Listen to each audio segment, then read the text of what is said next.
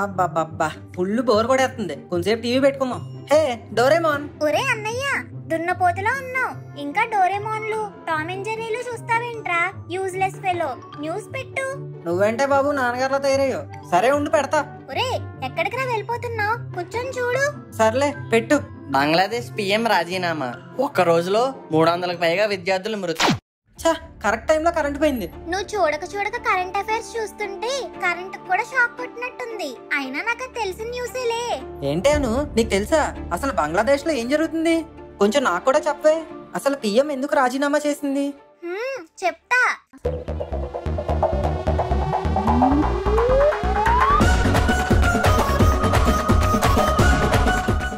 ముందు నువ్వు ఇప్పుడు ప్రెజెంట్ సిచ్యువేషన్ గురించి తెలుసుకోవాలంటే నువ్వు ముందు పాస్ట్ లోకి వెళ్ళాలి. పాస్టా ఏంటది?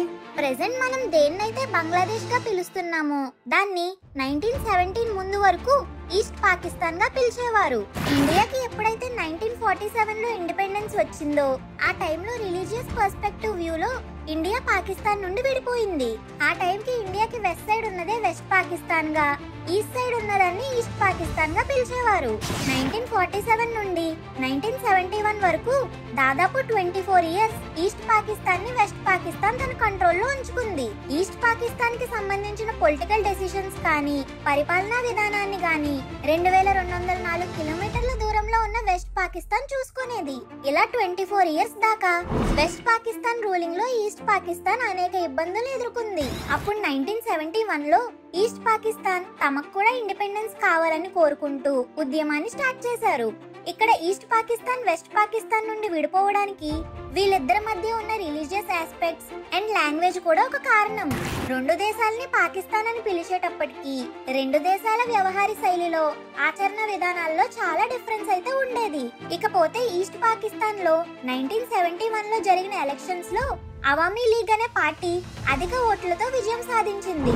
అప్పుడు ఈ అవామీ పార్టీ నాయకుడైన షేక్ ముజిబుర్ రెహమాన్ తమకు ఇండిపెండెన్స్ కావాలని 25 మార్చ్ 1971 లో ప్రొటెస్ట్ ని స్టార్ట్ చేశారు. ఈ ఉద్యమంలో అవామీ కార్యకర్తలతో పాటు ఎంతో మంది పౌరులు, విద్యార్థులు పాల్గొన్నారు. ఈ ఉద్యమాన్ని ఆపడానికి వెస్ట్ పాకిస్తాన్ సైన్యం రంగంలోకి దిగింది. దాంతో ఉద్యమం కాస్త వార్ గా మారింది.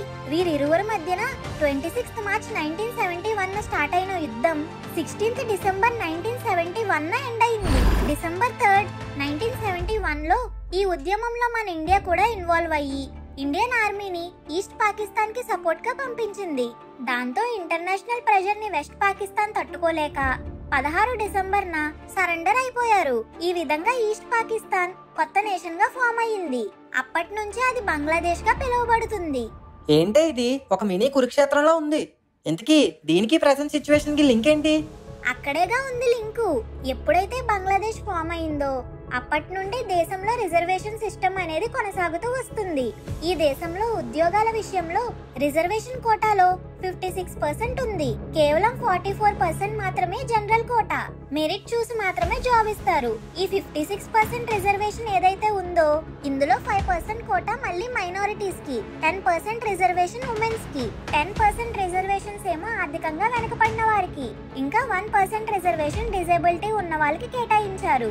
అక్కడతో ఈ 56% లో 26% అయిపోయింది. ఇంకా మిగతా 30% రిజర్వేషన్ ని 1971 లో పాకిస్తాన్ కి బంగ్లాదేశ్ కి జరిగిన వార్ లో పార్టిసిపేట్ చేసిన ఫ్రీడమ్ ఫైటర్స్ కి ఇంకా వారి వారసత్వానికి కేటాయించడం జరిగింది. వీరిని వెటరన్ బెనిఫిట్ కోటాగా పిలుస్తారు. బంగ్లాదేశ్ కి స్వాతంత్రం వచ్చి 53 సంవత్సరాలు అయినప్పటికీ ఇంకా ఈ 30% వెటరన్ బెనిఫిట్ కోటా కొనసాగుతూనే ఉంది. సో ఉద్యోగాల విషయంలో ఫేస్ చేయాల్సి వస్తున్న ప్రతి ప్రాబ్లం కి ఈ 30% వెటరియన్ కోటా రీజన్ అనే అభిప్రాయం అక్కడ చాలా మంది స్టూడెంట్స్ లో ఉంది. 50 ఇయర్స్ క్రితం వార్ చేసిన వారంతా కూడా ఇప్పుడు వృద్ధులు. అయినా వీళ్ళ మనవలకి మునిమనవలకు కూడా ఈ రిజర్వేషన్ లో ఉద్యోగాలు పొందుతున్నారు. అయితే ఈ రిజర్వేషన్ ఇప్పుడు తీసేయాలని గొడవంటావా? అవును. ఇప్పుడు ప్రెసెంట్ 2009 నుండి కూడా అవామీ లీగ్ పార్టీ ఈ బంగ్లాదేశ్ ని రూల్ చేస్తుంది. అయితే 20 ఇయర్స్ గా అవామీ లీగే గెలుస్తూ వస్తుంది. దీనికి నాయకత్వం ముజిబుర్ రెహమాన్ కూతురైన షేక్ హసీనా వహిస్తున్నారు. ఈమె ఇప్పుడు ప్రెసెంట్ పిఎం కూడా. దీంతో అవామీ లీగ్ పొలిటికల్ లీడర్స్ ఈ రిజర్వేషన్ సహాయంతో జాబ్స్ పొందుతున్నారని ఆరోపణలు కూడా వచ్చాయి.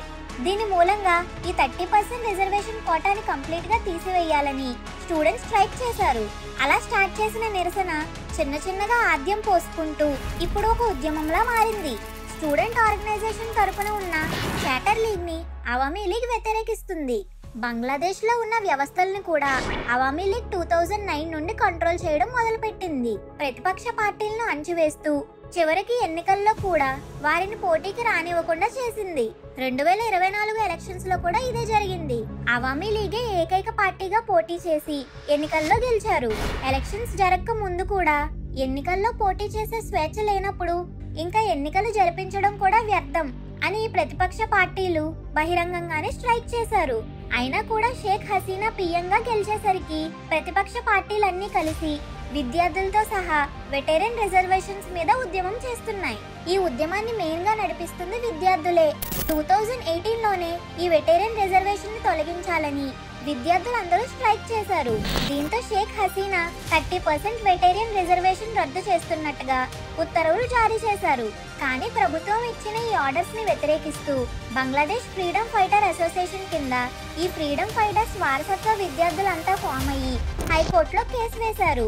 ఈ కేసు మీదుగా తాజాగా 2024 జూన్ లో హైకోర్టు ప్రభుత్వం ఇచ్చిన ఉత్తర్వులను రద్దు చేస్తూ వెటరన్ రిజర్వేషన్ ని సపోర్ట్ చేస్తూ తీర్పునిచ్చింది. మళ్ళీ విద్యార్థులు ఉద్యమాన్ని మరోమారు ఆరంభించారు. గతంలో కన్నా ఎక్కువ మంది విద్యార్థులు ఈ ఉద్యమంలో మళ్ళీ పాల్గొన్నారు. ఇప్పుడు ఈ ఉద్యమానికి ఢాకా యూనివర్సిటీ విద్యార్థులే నాయకత్వం వహిస్తున్నారు. దీంతో బంగ్లాదేశ్ ఫ్రీడమ్ ఫైటర్ అసోసియేషన్ కి మరియు స్టూడెంట్ ఆర్గనైజేషన్ అయిన చార్టర్ లీగ్ కి మధ్య ఘర్షణ ప్రారంభమైంది. వెటరన్ బెనిఫిట్ రిజర్వేషన్ ని సపోర్ట్ చేసేవారు ఒకవైపు, దీన్ని సపోర్ట్ చేయని వారు ఒకవైపు. ఇలా ఫామ్ అయిన వాళ్ళని పోలీసులు కూడా అదుపు చేయలేకపోతున్నారు. దాంతో ఇలా దేశమంతా గొడవలు జరగడం స్టార్ట్ అయ్యాయి. కానీ బంగ్లాదేశ్ ఫ్రీడమ్ ఫైటర్ అసోసియేషన్ తరపున అవామీ లీగ్ ఇంకా ఛాత్రా లీగ్ కి సపోర్ట్ గా ప్రతిపక్ష పార్టీలు ఇలా ఒక విధంగా స్టూడెంట్స్ పేరుతో రాజకీయ గొడవలు జరుగుతున్నాయి. దేశంలోని మొత్తం విద్యార్థులు చదువుకోకుండా ఉద్యమాన్ని స్టార్ట్ చేశారు. ఇప్పటికే ప్రభుత్వ ఆస్తులు చాలానే ధ్వంసం చేశారు. వీరిని అదుపు చేసే క్రమంలో పోలీసులు కూడా కాల్పులు జరుపుతున్నారు. కాల్పుల్లో 300కు పైగా స్టూడెంట్స్ ప్రాణాలను కోల్పోయారు. వామ్మో, ఏంటే ఇది ఎలా ఉన్నారు? ఇంతకీ ఇందాక షేక్ హసీనా రిజైన్ చేశారని అన్నావు కదా, ఎందుకు? సిచ్యువేషన్ ఎంత బీభత్సంగా ఉంటే షేక్ హసీనా పుండు మీద కారం చల్లినట్టు మాట్లాడారు. జూలై 17న షేక్ హసీనా వీటీవీ అనే ఛానల్లో మాట్లాడుతూ ఛాత్రా లీగ్ తరపున ఉద్యమం చేసే ప్రతి స్టూడెంట్ కూడా రజాకార్లు అంటూ స్పీచ్ ఇచ్చారు.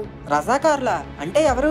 1971లో జరిగిన బంగ్లాదేశ్ పాకిస్తాన్ యుద్ధంలో ఎవరైతే బంగ్లాదేశ్ లోనే ఉంటూ పాకిస్తాన్ కి సపోర్ట్ చేశారో వాళ్ళనే రజాకార్లని పిలిచేవారు.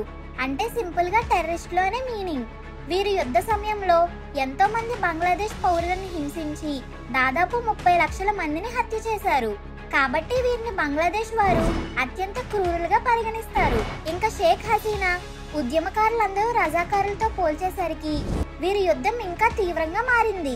షేక్ హసీనా మీద కోపంతో ఆమెను ఇంటర్వ్యూ చేసిన వీటీవీ ఛానల్ ఆఫీస్ ని పూర్తిగా కాల్చివేశారు. డిస్ట్రిక్ట్ జైలు ని కూడా కాల్చివేసి ఖైదీలందరినీ రిలీజ్ చేసేశారు. అవామీ లీగ్ కార్యకర్తలు కూడా ఉద్యమానికి వచ్చేసరికి దేశమంతా ఒక సివిల్ వార్ వాతావరణం నెలకొంది. అన్ని ఎడ్యుకేషనల్ ఇన్స్టిట్యూషన్స్ కి హాలిడేస్ ఇచ్చేశారు. ఇన్స్టాగ్రామ్, వాట్సాప్ తదితర సోషల్ మీడియా యాప్ సేవలను నిలిపివేశారు. ఇంటర్నెట్ ని బ్యాన్ చేశారు. జూలై 19న ఒక్క రోజులోనే 25 మంది మరణించారు. జూలై 2021 కర్ఫ్యూ పెట్టారు. అయినా సరే ఉపయోగం లేకపోవడంతో షూట్ అవుట్ సైడ్ ఆర్డర్స్ ని ఇచ్చారు.